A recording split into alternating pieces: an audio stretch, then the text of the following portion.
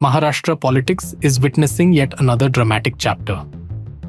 4 years after the historic split that shook the Shiv Sena, Uddhav Thackeray is facing what could be his biggest political challenge yet. 6 members of parliament from the Shiv Sena UBT camp have now decided to join the Eknath Shinde-led Shiv Sena.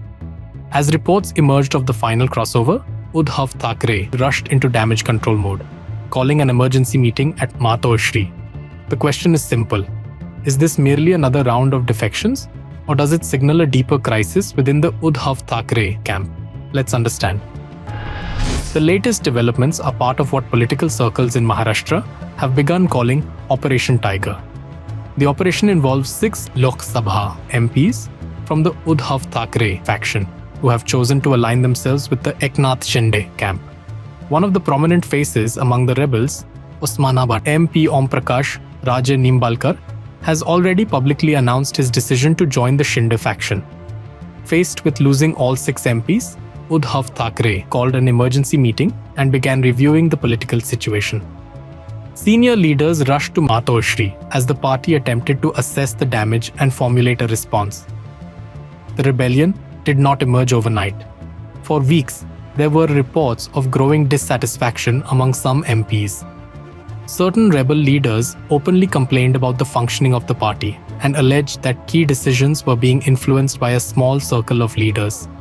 Some even directly blamed Sanjay Raut for the widening disconnect between the leadership and elected representatives. The UBT camp, meanwhile, responded aggressively. Notices were issued to rebel MPs. Party leaders warned of disciplinary action and even hinted at expulsion for anti-party activities. But perhaps the bigger question is not about 6 MPs. The bigger question is whether the Shiv Sena UBT can continue to retain its organizational strength after suffering repeated defections. Remember, in 2022, Eknath Shinde took away the majority of Shiv Sena MLAs and formed the government. Subsequently, the party name and symbol also went to the Shinde faction. Despite these setbacks, Uddhav Thackeray managed to politically survive by building a narrative around betrayal, sympathy, and ideological resistance. However, parliamentary representation was one area where UBT could still claim relevance. If 6 MPs walk away together, that pillar too weakens considerably. There are 2 ways of looking at this development. The first view is that this is the natural consolidation of power. Leaders generally gravitate towards the faction that controls government, resources, and organizational machinery. Under this view, Shinde's camp is simply becoming the dominant Shiv Sena. The second view is more complicated.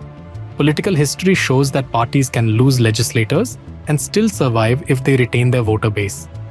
The Congress survived multiple splits. Even the original Shiv Sena survived several rebellions during Uddhav Thackeray's era. Ultimately, voters decide which faction carries the emotional and ideological legacy of a movement. That battle is far from over. For Uddhav Thackeray, the challenge now is not merely preventing defections. The challenge is convincing Marathi voters that his party still represents the original political and emotional spirit of the Shiv Sena.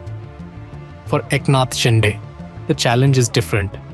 Having won the battle for the organization, he must now prove that he can also win the battle for long-term public legitimacy. The emergency meeting at Maharashtra may address the immediate crisis, but the larger story is that Maharashtra's political realignment is still unfolding. The split that began in 2022 has not ended. It is entering a new phase, and as both camps continue their fight over legacy, leadership, and voter loyalty, one thing is certain. The Shiv Sena story remains one of the most consequential political battles in modern Maharashtra. Do let us know your views in the comments below.